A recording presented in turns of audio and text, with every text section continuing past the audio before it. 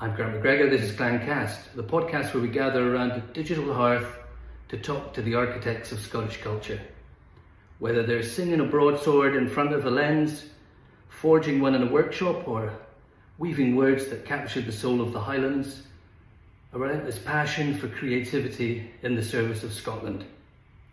From the writers and the showrunners to the makers and the hidden hands behind the scenes, we're exploring what it means to build a creative life in a land defined by its stories. Today's guest is someone who doesn't just participate in Scottish culture, he is a living library of it.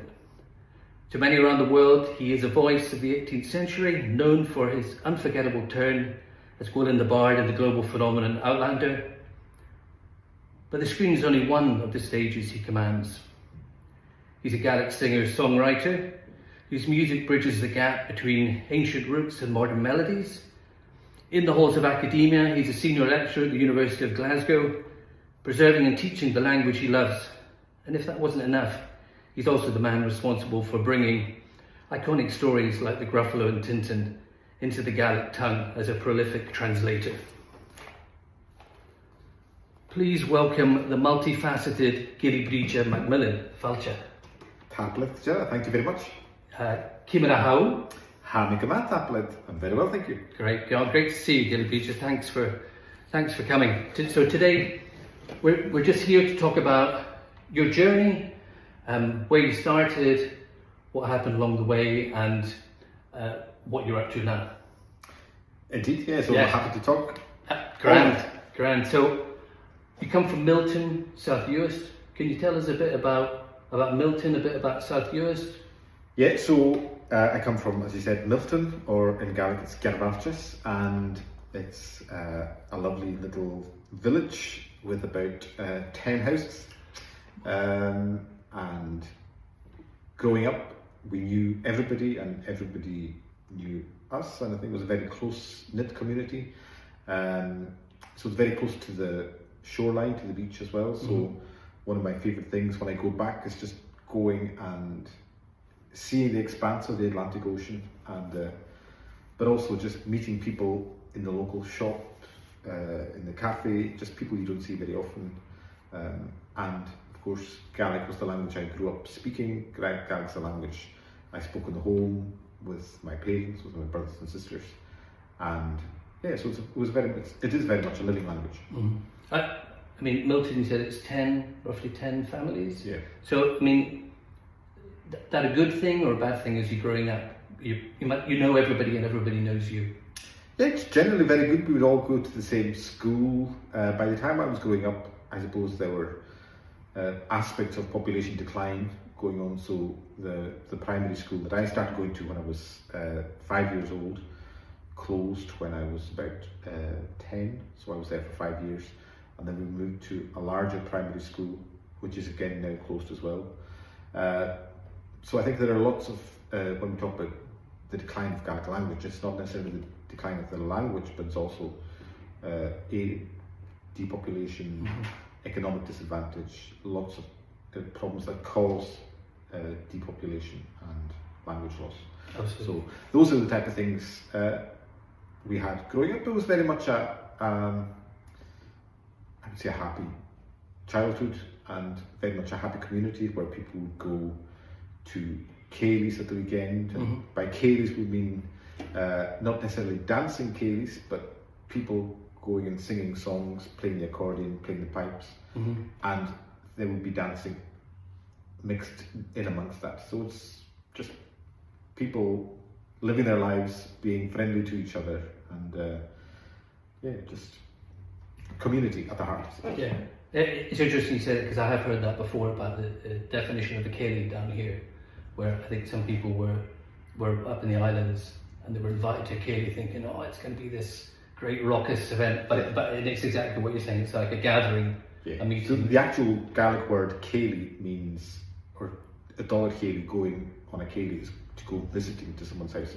And when you're visiting, you might tell stories, you might sing a song, and at the end of the night, if it's been a very good céilí, you might have a dance. But I suppose the word has changed meaning sometimes, and when we're down here in Glasgow, when people talk about going for a céilí, it turns into a dance. Yeah. So you mentioned there that Gaelic, you grew up speaking Gaelic, and your household is Gaelic as a first language.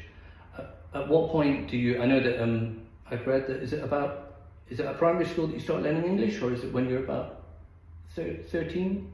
Yeah. So growing up in US, although we spoke Gaelic, we didn't have Gaelic medium education.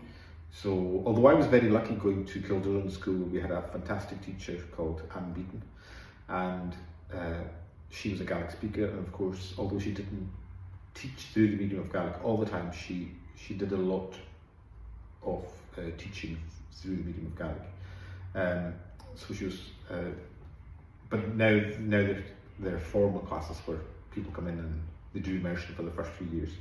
We didn't have that because we didn't have that education system.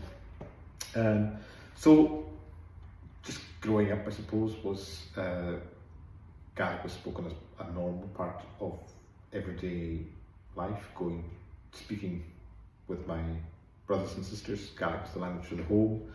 I don't consciously remember learning English, but I suppose just learning in school. I think I had a cousin over from the mainland, and she didn't speak Gaelic, and I think she taught me some English. Did your parents speak English? Yes, so both my parents spoke English, but when we think of their generation, even their generation before that, because a lot of them had to leave the islands to come to Glasgow, to the mainland, and also for the war. So they were although they were living in the Highlands and Islands, they had been and they had seen a lot of the world. So a lot of the men had been to war, or they'd been sailors, so they'd been all over the world. I think my own grandparents, they were both from US, although they met and got married in Glasgow, and then they moved back, and then my mother's family were born, of course, in the islands, and then my mother was a primary teacher and my dad was a crofter fisherman. So. And I know that, speaking of your family, that you're the youngest of? There were 11 children and I'm the youngest. Wow. So how was that growing up? I suppose I didn't know any different. It was just completely natural. So by the time I was growing up, some of the others had left and to school, to college and university, and then some of them had come back. But yeah, we still see each other, and we. I suppose that as you get older, that age difference becomes less and less pronounced. And also, speaking of your parents, was it them that infused the sort of the household as a rich repository of Gaelic stories and song tradition? Yes, I think so. Yeah, they were both just very. It was a very natural thing to speak Gaelic, to learn, know about Gaelic. My father was a very good piper. He knew lots of history, lots of stories. I suppose he'd grown up in that tradition of hearing stories being told, stories and histories being told, and he was very well read as well. And my mother is excellent in terms of Gaelic poetry and language and words and knowledge, and that was passed on to us. And I know that I understand that. I mean, that was just expected of you as well, to partake of that as you were growing up. I suppose you grew into that as a child, and you would partake of this story tradition and the singing tradition as well. Yeah, and it was just very natural. I think that you'd have people coming to visit, and you would just hear the stories being passed on, not in the sense of, oh, we're going to tell a story just now, but it was just told in almost everyday conversation, that the histories and the patronymics and who people belong to and so on. So when people would come visiting, they would often talk about the family members or people in the community who are no longer with them, but they were talked about as if they were very much still there, because they would be talking about their patronymics, who they belonged to, and who the people they came from, and so on. So it was just very much of a natural way of being as such, rather than formal, now we're going to learn. So it was just passed on, and it's probably the best way to kind of to soak it in naturally, rather than having to be taught it. And how, and speaking of that, I know that you've mentioned before that you were quite a shy child, and that, so is that something that develops, or is that something that you always had, but this was just expected, so you would always share the stories and sing? Yeah, so I would say that I used to sing as a child, and I never quite really enjoyed it. I kind of never really enjoyed the attention, and I used to say that I would sing if I didn't have to do it again. And then, so I did retire, you might say, from the age of 13 until I was kind of 19, 20. But yeah, so I think it's just not necessarily wanting to be the centre of attention. Yeah. But I think the older you get, the less maybe concerned you get about. Because up until that point, up until you're 13, you're winning lots of prizes, competitions. Yeah. So I used to sing at the Maud, and when I was 13, I won the two main prizes for under 15s, and then I thought, well, I'll just give it a stop for a while, and I suppose I carried on. Not necessarily that I didn't lose interest at all in Gaelic song or Gaelic poetry or history and so on, but it was just that public performance of it that I didn't particularly like. Because I know you say you come back later. You come back when you're about 22, because you're inspired by a mod broadcast, or I will touch on this a little bit later, but also because Galway. Yes. So when I was I was a student at Glasgow University studying geography and Gaelic or Celtic studies, and I used to. There's a student society called the Oceanic Society, so I used to sing at Cayley's with the Oceanic Society.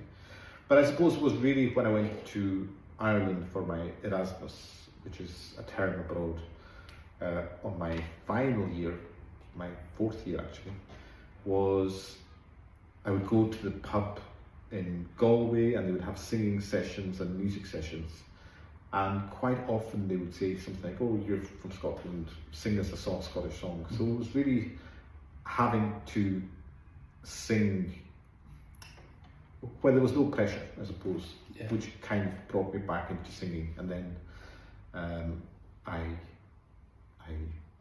went and tried to go to the National Maud as an adult, and tried a few times, and it worked really well. Because also I come across that you sought out tradition bearer, Isabel. So Isabel T. MacDonald was my tutor for quite a number of years as a child, and then as an adult. And she's a song collector, font of knowledge. She teaches at the Conservatoire in Glasgow at the moment, and she, as a young person from Glasgow, both her parents came from US, but she was brought up in Glasgow herself, and she, as a kind of young adult child as well, went back to youth and started recording some of the older people, because as they were getting older, their songs and stories were going with them. So she did a lot of song collecting as well, and she was a great singer and musician herself, so she kind of tutored me, I suppose tutored me to kind of by giving her songs that she'd recorded from other people so that I could hear them. Because by the time I had grown up or being old enough by then, a lot of the tradition bearers had died. So. I wanted to ask you about that actually, in terms of stories, but also songs. I mean, do you know how far back they go, or that's not really reference? This is just stories from the past of our. Yeah, so some of the oldest Gaelic songs would be about 1,000 years old, so they're still being sung today. You'd have some of the Oceanic ballads and Fenian ballads, and an Arthurian ballad as well. but then you've got songs from the 16th, 17th century, clan songs, you've got Jacobite songs, you've got songs of land agitation and so on, and then up to the 20th century you've got village poets, and they would be composing songs about events that were happening in the villages and the Highlands and Islands. And then as the Gaelic House, where people used to go and visit, came to a decline, the actual composition of Gaelic songs came almost to a stop as well, because there wasn't an audience for it in the communities, because people were no longer going to the Gaelic House. So it was kept going by bands such as Runrig doing something slightly different, so they became kind of singer-songwriters, I suppose you might call them. And I've been very lucky in the last number of years to be involved in projects developing Gaelic song myself. So at university, you start getting more involved with your singing heritage. University finishes, and I know that at university you develop, or maybe at school you develop an interest in Spain and the Spanish Civil War. But university finishes, and then you're offered a presenting job with Grampian TV? Yes. Yeah. Yes, so after just coming towards the end of my time at university, or my 4th year, I started applying for jobs, and I saw this job that there was a trainee news reporter in Stornoway on the Isle of Lewis, and I applied and I got the job, and I was a trainee journalist and news reader on the Gaelic News television. So yeah, I did that for a number of months, just as luck would have it. A few months after I got the job, Grampian TV decided to axe the programme. So, so how much notice did you get? I think they probably said it was going to come to an end. We were probably told in October, November, and it came to an end just before Christmas. Okay. So 2000, I think. Yeah. So I mean, so your dream job, or when you get it, and it's just sort of snatched away from you? Yeah, it was. I really enjoyed it. I really enjoyed the kind of the journalism, going from story to story, talking to people, and then I did. So after that came to an end, I decided to just for a month or two just do freelance. So I went back home, and it was kind of a way of just having just kind of a reset, as it were. So I went back home to Uist, and I did some freelance radio work. In 2010 I got a job at the University of Glasgow, and that was a great job, so I came back for that, and we moved back, and yeah. Great. And at the same time, because is that about the same time that you release your first album, or just a little bit? So my first album was released in 2008, I think, or 2007, and that was an album of traditional songs, which I took out with the MacMillan label. And then in 2011 I self-released an album called It's Forley, and that was produced by Judy Morrison, who's a great fiddler, and that album did well. It was nominated for one of in the shortlist for Trad Album of the Year at the Trad Music Awards, which was a great thing for me. And then that was traditional songs on that album. And then in 2018 I released an album of my own songs. So I suppose when I was maybe 2010, 2011, I started writing songs, and then I released that album in 2018, and then I did another one in 2023. So I've got 2 albums of original songs. Your writing starts, is it related to, was it the festival in Inverness? No? Yes. Nosud, which is New Style, and that is a festival, I suppose, of you might call it the Celtic Languages Eurovision Song Contest, which was set up partly, I think, by a great singer-songwriter living in Inverness, Bruno Hara, and he was certainly involved anyway.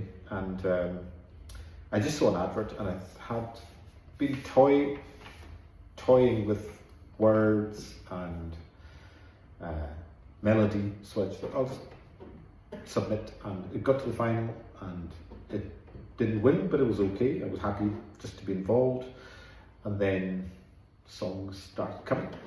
So so you start writing, or originally you record the traditional songs, and then you start developing your own practice, and at the same time you're here as an academic, but within that sort of world of Celtic and Gaelic studies, and all of that informs and brings us to, I know that you're also, that is related to bridging the gap between rural Gaelic communities and urban learners. Again, and it's while you're doing all of that, you're involved with the music and with academia, and that you are contacted by a producer from Outlander. And I know that you've told me this story before about you get the call, but you're very busy because you've got a young baby. Yeah, so I think there was a call went out for people who were interested doing something, and then they took different names, and then they contacted me. But it was this call that I was really busy at the time. I was walking in Glasgow with torrential rain and a 2-year-old and a 2-month-old in my arm, and it was just not a good time. And I just said, in the end I thought it's got to be 10 minutes of work. I'm too busy, too many things going on, and I never took it forward. Luckily for Outlander, they got someone who was absolutely fantastic, and that was Agam O'Brien. And Agam did something that I probably wouldn't have done, is that he made sure that there was lots of Gaelic in the show. I think you had to be quite a strong, forceful character, and so Agam put lots of Gaelic in the show, did great work teaching the cast as well. And it was then afterwards, it was a Facebook post that I saw a couple of months later, and it didn't name the TV company, but by this time I had known that Outlander was quite a big thing. So I just put my name forward, and they asked me to go over to Edinburgh for a screen test, and did a casting test, and a few weeks or months later I got the chance to be asked if I would be Gwyllyn the Bard in Outlander. So that was absolutely fantastic. So I've still got the email. I kept the email.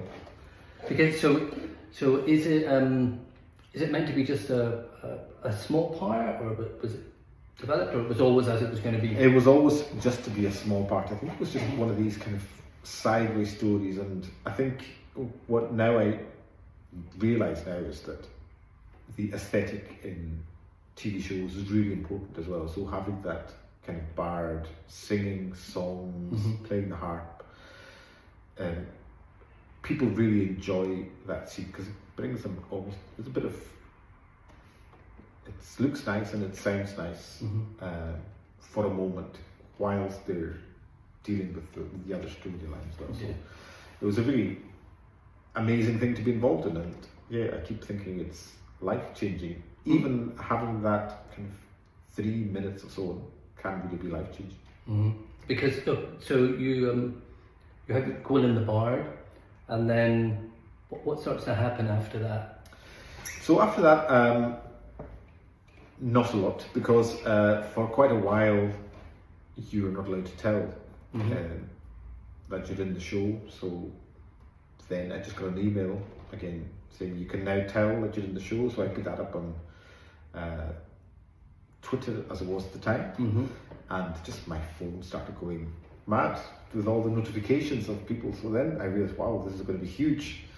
And then I started singing with 2 groups. So Judy Loustuter, Celtic Journeys was the first one, so I sang with her groups, and then they were sharing, so again I was sharing stories that I had heard growing up, some of the songs I heard growing up, and also the stories and the songs from Outlander as well.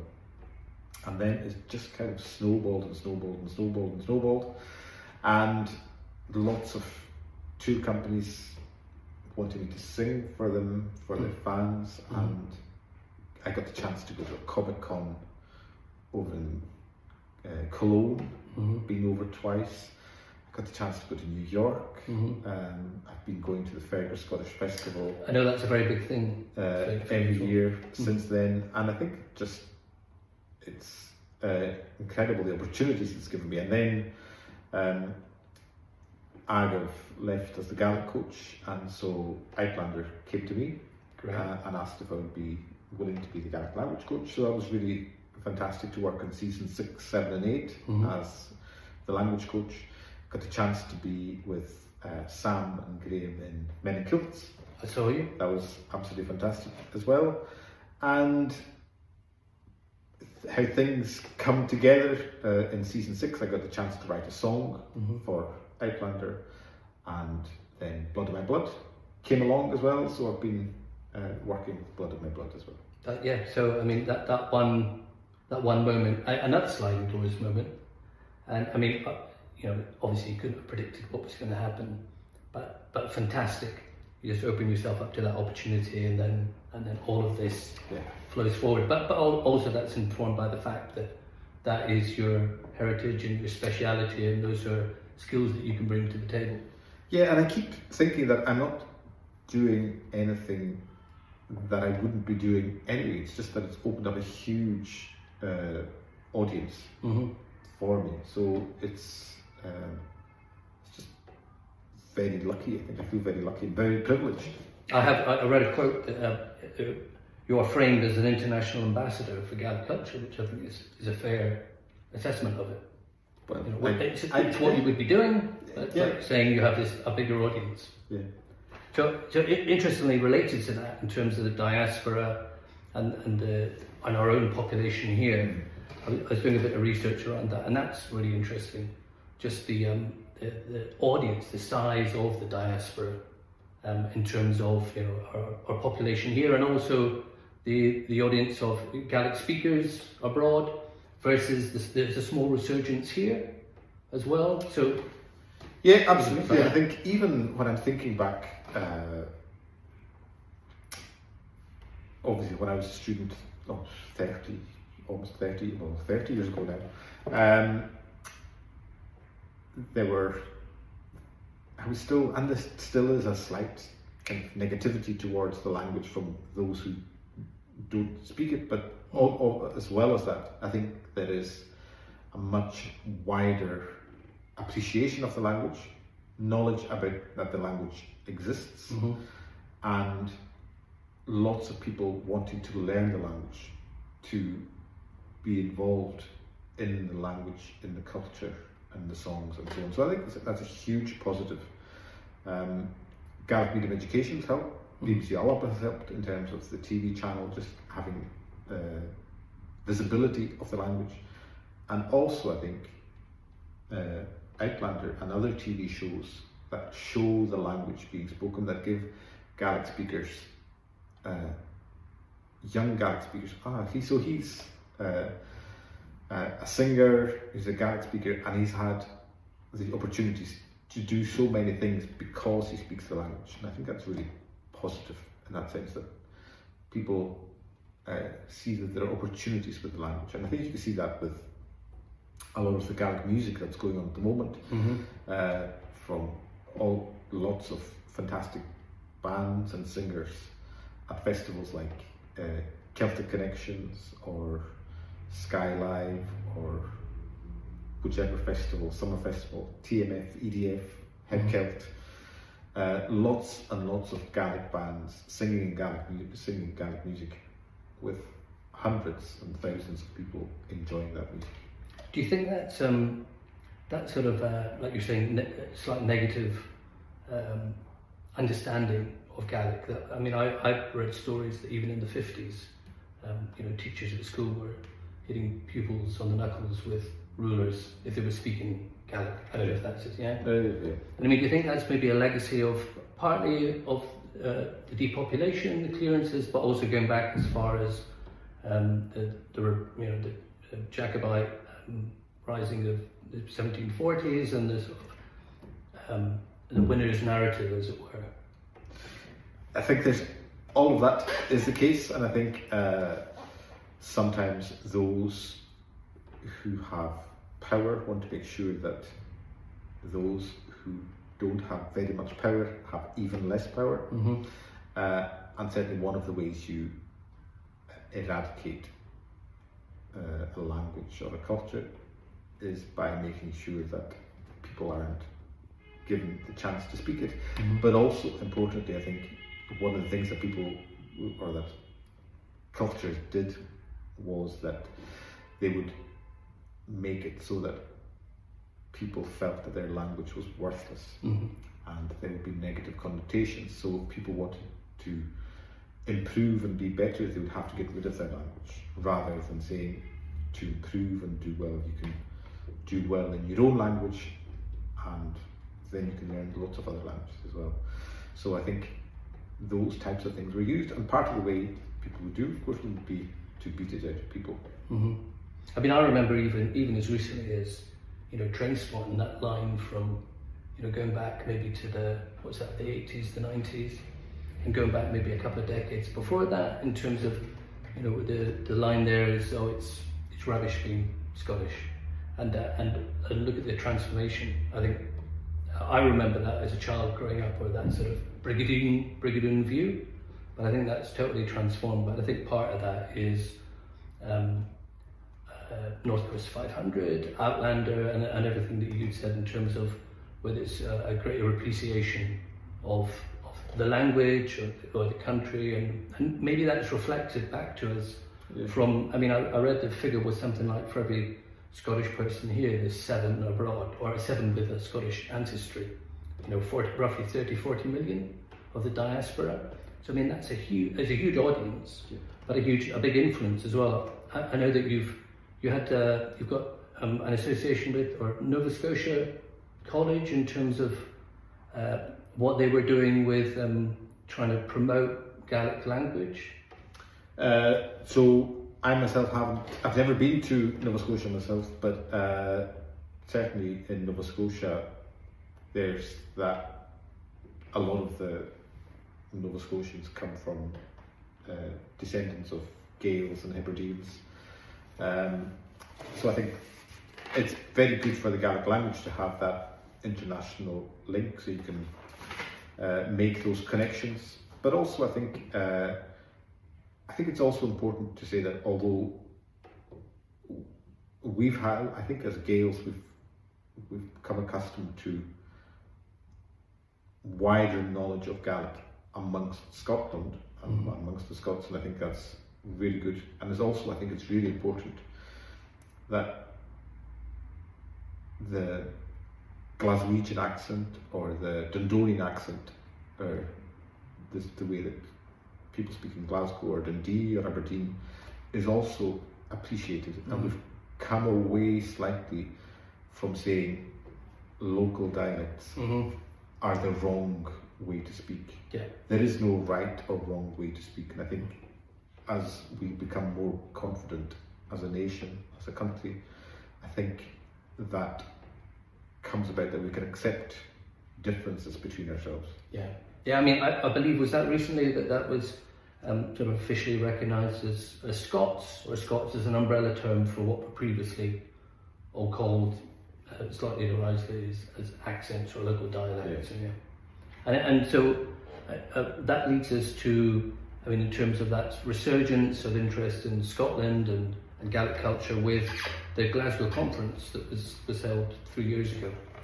Yes, so again, I suppose it's funny how so many different things come together in so many different ways. So I was working at Glasgow Uni, was involved in Outlander, and I've got a colleague, Professor Willie Maley, who's force of nature, who just gets things done, and he's a great fan of Outlander. And there was another academic at Glasgow, Lisa Kelly, and she had done some research on kind of the Outlander effect and the impact of Outlander on the film industry and people working and so on, working behind the scenes as well. So there was an idea floated about having an Outlander conference, and just looking at all the different strands, whether it be the literature side, historical side, the tourism side, then there's the film and TV industry as well, and having Glasgow University as the host of the conference, because Glasgow stepped in for Harvard in the show. So it was going to be huge, it was going to be fantastic, and then of course the pandemic happened, but we managed to put it on in 2023, and Diana Gabaldon came over, she got her honorary degree, and it was just a wonderful conference, and just lots of people coming together, talking history, poetry, language, culture, industry, translation of all things Outlander. There was a wonderful night in the Hunterian Museum, and subsequently we've just published a book. Yes. Outlander and Scotland, Touchstones and Signposts with Loa Press, and it's essays that were gathered from the conference, and it's a wonderful, eclectic and wide. So that's literally just out, isn't it? It just came out in December 2025, and we'll be going to book festivals all over the place, all over the summer. Great. Promoting the book. And so people can get that? People can get it on the Loa Press website, that's LUATH, but also it's available in all good bookshops, and I also get a lovely surprise when I go into a bookshop and we see the book there. Oh, great. Well, Gillebride, it's been a privilege. Thank you very much. From the township of Milton to the TV screens of millions, your work reminds us that Gaelic isn't a museum piece or a relic of the past. It's a living, breathing map of how we understand the world. You've shown us that whether it's a song passed down the generations or a script written for Hollywood, the heart of the story remains the same.